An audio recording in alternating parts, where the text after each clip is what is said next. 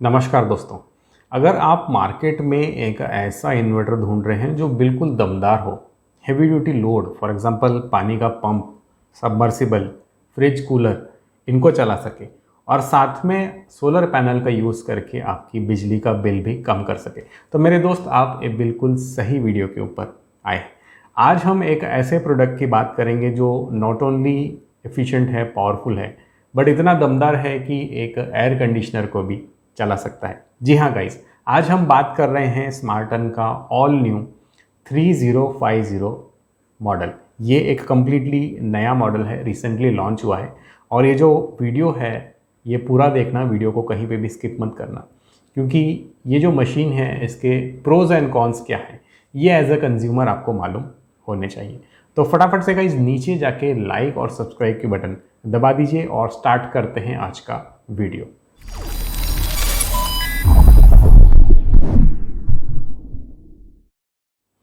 पहले बात कर लेते हैं कि इसमें मॉडल्स क्या क्या आते हैं। अब ये जो मॉडल नंबर है गाइस 3050, इसमें दो मॉडल्स आते हैं। एक आता है MPPT चार्ज कंट्रोलर के साथ में और दूसरा जो आता है वो आता है PWM चार्ज कंट्रोलर के साथ। मतलब यहाँ पे ये जो दोनों मॉडल हैं गाइस, ये दिखने में सेम है, इनकी लोड कैपेसिटी सेम है, सिर्फ फ़र्क है इनके सोलर चार्ज कंट्रोलर में। जो MPPT मॉडल है ये 50 एम्पियर के सोलर चार्ज कंट्रोलर के साथ आता है और जो PWM मॉडल है ये 70 एम्पियर के चार्ज कंट्रोलर के साथ में आता है। तो 70 एम्पियर सुन के आपको ऐसे खुश नहीं होना यार 70 एम्पियर वाला मॉडल हम ले लेते हैं। गाइज यही तो फ़र्क होता है एक गुड इन्फॉर्मेटिव वीडियो में और तारीफ करने वाले वीडियो में। ओके, तो ये जो PWM टेक्नोलॉजी है ये काफ़ी पुरानी टेक्नोलॉजी है, काफ़ी आउटडेटेड टेक्नोलॉजी है और PWM चार्ज कंट्रोलर जो है इनकी एफिशिएंसी काफ़ी कम होती है। इसलिए आपको जो मॉडल लेना है वो MPPT वाला मॉडल ही लेना है। तो आज के इस वीडियो में हम MPPT की बात करेंगे। PWM वाले मॉडल की बात करने में कोई मतलब नहीं है, क्योंकि उसकी एफिशिएंसी काफ़ी घटिया होती है और जो प्राइस का डिफरेंस है ये सिर्फ 2 से 3 हज़ार रुपये है। तो PWM मॉडल के ऊपर हम आज बात नहीं करेंगे। अब बात कर लेते हैं स्पेसिफिकेशन क्या है। तो स्पेसिफिकेशन जो है गाइस, इसका जो VA रेटिंग है वो लिखा हुआ है 3050, 3050 VA का ये इन्वर्टर है। और इसको अगर हम लोड कैपेसिटी में कन्वर्ट करें तो ये 2100 वाट का रेजिस्टिव लोड चला सकता है। इसका जो सिस्टम है ये 2 बैटरी का है, मतलब 24 वोल्ट का जो है ये सिस्टम बनता है। तो 12-12 वोल्ट की 2 बैटरियां जो हैं ये आपको लेनी है और सीरीज़ में लगानी है। 24 वोल्ट का जो बैटरी बैंक है ये आपको बनाना है। जो MPPT चार्ज कंट्रोलर है ये 50 एम्पियर का है और 1800 वाट के पैनल्स जो है ये सपोर्ट करता है। 1800 वाट्स के जो पैनल है ये सपोर्ट करता है। और MPPT टेक्नोलॉजी जो होती है वो PWM के मुकाबले में लगभग 30% बेहतर होती है, 30% ज़्यादा एफिशिएंट होती है, ऐसा आप कह सकते हैं। अब हम बात कर लेते हैं लोड की कि भाई क्या क्या चलेगा इस इन्वर्टर के ऊपर। तो यहाँ पे जैसे हमने बात किया भाई 2100 वाट के आसपास जो है इसकी लोड कैपेसिटी है और ये इन्वर्टर मैं उन घरों के लिए रेकमेंड करूँगा जहाँ पे कंटिन्यूस लोड जो है भाई 700 वाट, 1000 वाट, 1500 वाट तक आपका कंटिन्यूस लोड रहता है। तो वहाँ पे जो है आप ये इन्वर्टर बड़े मज़े से चला सकते हैं। मैं रेकमेंड करता हूं कि जो भी आप इन्वर्टर लें उसको 100% कैपेसिटी के ऊपर लॉन्ग टर्म तक ना चलाएं। कोई भी मशीन के लिए ये एप्लीकेबल है। आपकी कार ले लीजिए फॉर एग्जांपल, आपकी कार अगर भाई 150 के स्पीड पे जाती है मैक्सिमम, तो आप ऐसे नहीं उसको सारा दिन 150 के ऊपर चलाएंगे, एफिशिएंसी नहीं मिलेगा ना। तो यहाँ पे भी वही बात है, अगर 2100 वाट का इन्वर्टर है तो ऐसे नहीं कि आप उसके ऊपर 2000 वाट जो है लोड चला ही जा रहे हैं। तो आपके घर का लोड अगर 700, 1000, 1200 वाट के आसपास है तो ये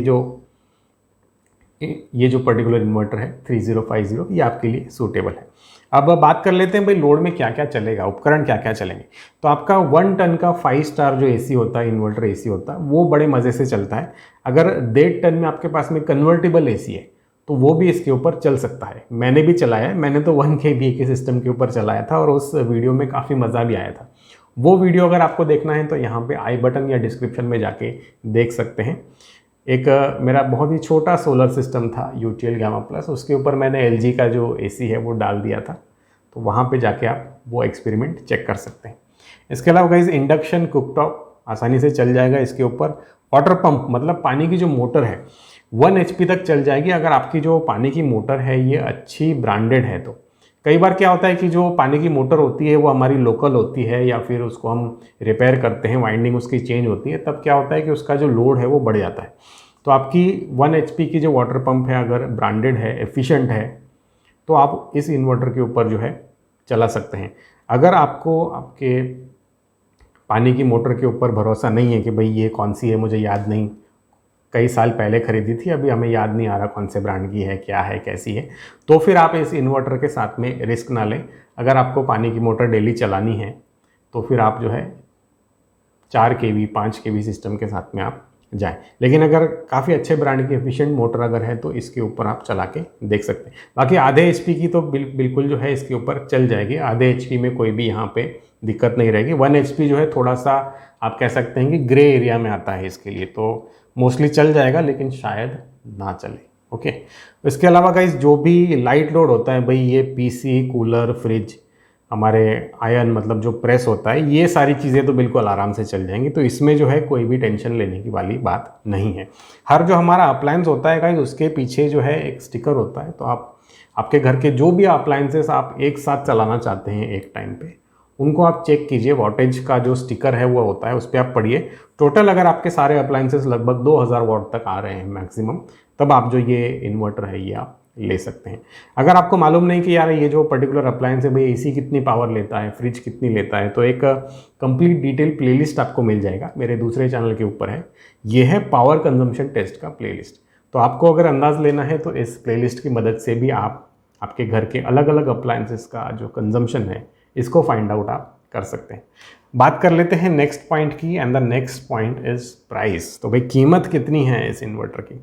तो गाइस इसकी जो कीमत है वो लगभग चल रही है 19-20 हज़ार से लेकर 21,000 रुपये, 20 से 21,000 रुपये के बीच में जो कीमत है इसकी चलती है।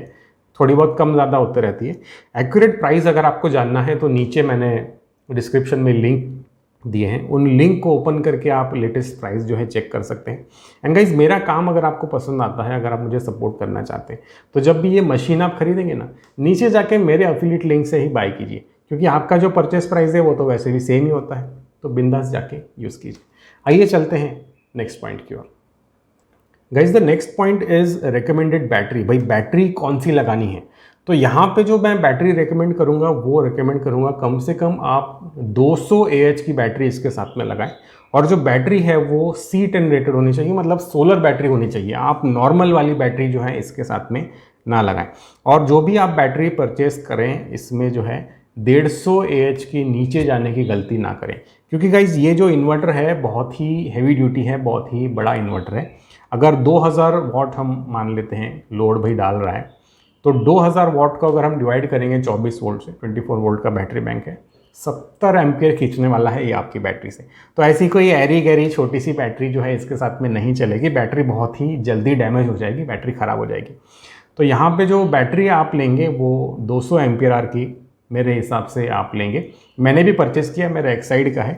अगर आपको देखना है भाई एक्साइड के बैटरी बैंक का क्या टूर होता है, किस तरह से होता है, तो अगेन वीडियो जो है आपको आई बटन में मिल जाएगा। तो यहाँ पे 2 बैटरी आपको लगेगी कम से कम 200 एम्पियर आर की लेंगे तो अच्छा है। इसमें आप 4 भी बैटरी लगा सकते हैं। अब 24 वोल्ट में 4 बैटरी कैसे लगती है भाई, तो अगेन यहाँ पे Q&A एपिसोड अवेलेबल है, इस Q&A एपिसोड में मैंने समझाया है। अब हम बात कर लेते हैं भाई रिकमेंडेड सोलर पैनल्स कौन से हैं। तो सोलर पैनल आपको कौन से लगाना है इसके साथ में? तो गाइस जिस तरह से हमने बात किया कि इसका जो MPPT चार्ज कंट्रोलर है उसका जो VOC सपोर्टेड है वो है 85 वोल्ट।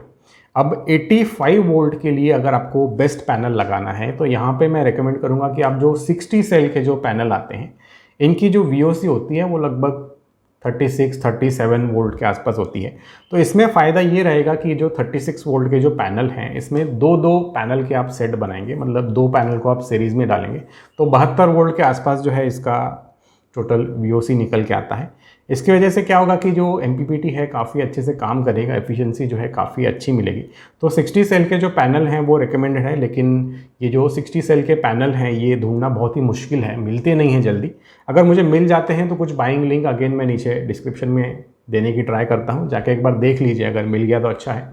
अगर नहीं मिलता है तो फिर जो रेगुलर 24 वोल्ट के जो पैनल आते हैं, मोनो पैनल आप ले लो, पॉली पैनल ले लो, कोई भी चलता है, जो 72 सेल 72 सेल का जो पैनल आता है, या फिर 144 सेल जो हाफ कट में अभी नया निकला है, छोटे छोटे सेल होते हैं हाफ कट किए हुए, तो वो पैनल आप ले सकते हैं। लेकिन वो जो पैनल हैं फिर आपको पैरेलल में ही लगाने पड़ेंगे सारे पैनल।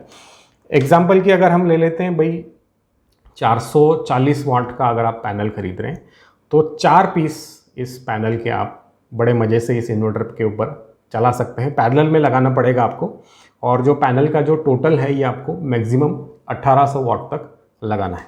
अब हम बात कर लेते हैं गाइज नेक्स्ट पॉइंट की, and the next point is pros and cons. भाई अच्छा क्या है, बुरा क्या है। ओके, सबसे पहले हम बात कर लेते हैं पहला प्रो, दैट इज कि इसका जो लोड हैंडलिंग कैपेसिटी है इस बजट के हिसाब से बहुत ही बढ़िया है। गाइज 20-21 हज़ार रुपये में आपको ऐसा इन्वर्टर जो कि सोलर हो, MPPT हो और 2000 वाट का लोड भी उठाता हो, ये आपको कहीं नहीं मिलेगा। ये एक ही मॉडल ऐसा है जो ये सारी खूबियाँ एक साथ एक पैकेज में ऑफर करता है। इसके बाद में इसका जो सोलर चार्ज कंट्रोलर है ये 50 एम्पियर का है, MPPT है, इनबिल्ट है, तो अलग से कोई चार्ज कंट्रोलर लेने का आपका जो खर्च है ये यहाँ पे बच जाता है। तीसरा यहाँ पे बड़ा प्रो है इसका कि इसमें ग्रिड चार्जिंग का जो फीचर है इसको आप डिसेबल या एनेबल कर सकते हैं, ग्रिड चार्जिंग को आप ऑफ कर सकते हैं। और ये जो छोटा सा फीचर है ना गाइज, ये छुपा रुस्तम फीचर होता है। कई बार हम बड़ी मेहनत से सोलर सेटअप लगाते हैं, पूरा दिन उस सोलर पैनल से बिजली हम इकट्ठी करते हैं, उसको स्टोर करते हैं बैटरी में, लेकिन क्या होता है कि ग्रिड चार्जिंग का डिसेबल करने का फीचर अगर आपके इन्वर्टर में नहीं है, जनरली सब पुराने जो इन्वर्टर आते हैं उसमें नहीं होता है, तो उसमें क्या होता है कि इतने मेहनत से जो महंगे सोलर पैनल लगा के जो पूरा दिन आपने जो एनर्जी जो है इसमें से निचोड़ी है, ये पूरी एनर्जी, पूरी जो सेविंग है आपकी, ये वेस्ट हो जाती है रात के वक्त। क्योंकि जैसे ही आपका जो इन्वर्टर है जब वो मेंस के ऊपर शिफ्ट होता है, ग्रिड के ऊपर शिफ्ट होता है, तो ग्रिड में से काफ़ी सारा जो वाटेज है, जो एनर्जी है, वो खा के आपके बैटरी को चार्ज करने लग जाता है।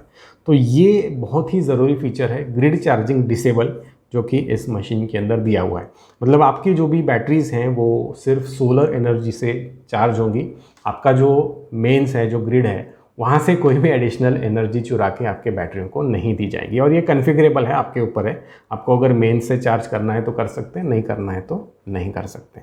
अब हम बात कर लेते हैं कुछ कमियों की, क्योंकि एज अ कंज्यूमर भाई प्रोडक्ट में कमियां क्या है ये भी आपको मालूम होना चाहिए। तो सबसे पहले इसकी कमी है गाइस कि इसका जो पैनल सपोर्ट है वो है सिर्फ 1800 वाट। मतलब भाई लोड की जो कैपेसिटी है इसको 3050 VA बताया जा रहा है, 3050 VA बताया जा रहा है, या वाट्स में अगर हम बात करें तो भाई 2000, 2100 वाट तक बताया जा रहा है। लेकिन पैनल से जो ऊर्जा ये लेगा वो सिर्फ 1800 वाट की लेगा। मतलब यहाँ पे ये जो मशीन है ये पूरा लोड कोई भी हालत में सोलर से नहीं चला पाएगा। तो इसका जो सोलर का जो सेक्शन है वो थोड़ा सा वीक यहाँ पे लगता है। इसका जो छोटा भाई है, जो इसका पुराना वर्जन था सुपर 2500 मॉडल, उसके अंदर लगभग जो चार्ज कंट्रोलर था वही चार्ज कंट्रोलर इसके अंदर एक तरह से डाल दिया गया है और सिर्फ लोड कैपेसिटी को बढ़ा दिया गया है। लोड कैपेसिटी के साथ में अगर सोलर का इसका जो सेक्शन है, जो पैनल की कैपेसिटी है, इसको भी थोड़ा सा अगर स्ट्रॉन्ग कर देते तो ज़्यादा बेहतर रहता। इसके बाद में guys the next con is, इसमें कोई भी तरह का कैलिब्रेशन मेनू नहीं मिलता है। तो आप अगर एक्सपर्ट यूज़र हैं और अगर आप चुन के आपके सोलर इन्वर्टर में सेटिंग्स करना चाहते हैं, कुछ मेरी तरह मैं भी रखता हूँ, मेनू में जाके देखता हूँ अरे वोल्ट कितना है, एम्पियर कितना है, फिर एम्पियर कितना देना है बैटरी को, ये सब अगर आप देखना चाहते हैं तो इस मॉडल के साथ में आप सेटिस्फाइड नहीं रहेंगे, क्योंकि इसमें कोई भी तरह का बैटरी या फिर सोलर का कैलिब्रेशन का मेनू ही नहीं है। तो आप इसके मेनू में जाके बैटरी के जो एम्पियर हैं वो कितने देने हैं, वोल्टेज कितना देना है, ये आप कोई भी सेटिंग इसमें नहीं कर सकते। और इसके बैटरी का जो चार्जिंग जो एम्पियर है ये डिपेंड होता है भाई लोड कितना चल रहा है, पैनल आपने कितने लगा रखे हैं। फॉर एग्जांपल अगर धूप अच्छी निकली है और लोड आपने कम कर दिया, भाई लोड आपने कर दिया बंद, तो ये क्या करेगा कि जितनी भी एनर्जी आ रही है सोलर से, ये पूरी की पूरी जो एनर्जी है ये आपके बैटरी के ऊपर थोप देगा, उसको फोर्स करेगा। और बहुत ज़्यादा एम्पियर से ये कई बार बैटरी चार्ज करने लग जाता है, 40-50 एम्पियर से बैटरी चार्ज करने लग जाता है, जिसकी वजह से आपकी बैटरी की लाइफ जो है ये कम हो सकती है। तो कैलिब्रेशन यहाँ पे देना चाहिए था स्मार्टन ने। अगर स्मार्टन एक अपडेटेड वर्जन लॉन्च कर रहा है 2500 का, तो एक अच्छा चांस था ये जो नया मॉडल है इसके अंदर कैलिब्रेशन दिया जाता, लेकिन अभी तक इसने कैलिब्रेशन नहीं दिया है। यहाँ पे नेक्स्ट हम कॉन की बात करते हैं, तो नेक्स्ट कॉन है इसकी जो पैनल की जो VOC रेटिंग है ओनली 85 है। और जैसा कि हम जानते हैं कि जो भी नए पैनल आ रहे हैं 72 सेल के या फिर 144 हाफ कट में, इनकी जो VOC है ये काफ़ी बढ़ गई है। 49 वोल्ट 50 वोल्ट VOC आने लगी है आजकल पैनल की। और इस तरह के जो पैनल हैं अगर आप सीरीज़ में सेट बना के लगाना चाहते हैं तो इस कंट्रोलर के ऊपर आप नहीं लगा पाएंगे। वो जो पैनल्स होते हैं उनको आपको पैरेलल में ही लगाना पड़ेगा। अब ये जो पैनल है इनको भाई सीरीज़ में लगाने का क्या फ़ायदा है, तो ये सारी जो टेक्निकल डिटेल है ये मेरे दूसरे चैनल पे मिलेगी आपको। सोलर एनर्जी Q&A के प्लेलिस्ट में जाके आप देख सकते हैं, समझ सकते हैं। और इसका जो लास्ट कॉन है गाइस, जो लास्ट इसकी कमी है दैट इज़ के इतना लेटेस्ट जो है मॉडल होने के बावजूद इसमें कोई भी लिथियम बैटरी का सपोर्ट नहीं है। जैसा कि हम जानते हैं कि आजकल अभी जो है लेटेस्ट टेक्नोलॉजी चल रही है लिथियम बैटरी, LiFePO 4 बैटरी बोलते हैं, लिथियम फेरोफॉस्फेट बोलते हैं। तो ये सारी नई चीज़ें चल रही हैं और लोग भी जा रहे हैं कि हमारा जो इन्वर्टर है जब भी हम खरीदें हमें उसमें आगे जाके अगर हम लिथियम बैटरी लगाना चाहते हैं तो उसका सपोर्ट होना चाहिए। लेकिन यहाँ पे इस इन्वर्टर के अंदर कोई भी लिथियम बैटरी का सपोर्ट नहीं दिया गया है। अब बात कर लेते हैं कंक्लूजन की कि भाई ये जो मशीन है आपको लेना चाहिए नहीं लेना चाहिए। गाइस मेरे हिसाब से अगर हम कंप्लीट पैकेज देखें तो ओवरऑल ये जो ऑप्शन है, अगर आप हैवी ड्यूटी लोड चलाना चाहते हैं साथ में कुछ थोड़ा बहुत सोलर से सेविंग करना चाहते हैं तो एक बहुत ही अच्छा ऑप्शन है, बहुत ही किफ़ायती ऑप्शन है। लेकिन ये वाला मशीन लेने से पहले इसके कुछ कंपटीटर्स हैं उसको आप जाके एक बार ज़रूर चेक कीजिए। तो यहाँ पे और यहाँ पे कुछ कार्ड्स आएंगे, इनके ऊपर जाके आप और भी इसके कंपटीटर्स चेक कर सकते हैं और फिर एक वाइज डिसीजन ले सकते हैं कि आपके लिए सबसे बेस्ट सोलर इन्वर्टर कौन सा रहेगा। आज के वीडियो में इतना ही guys, take care and have a nice day.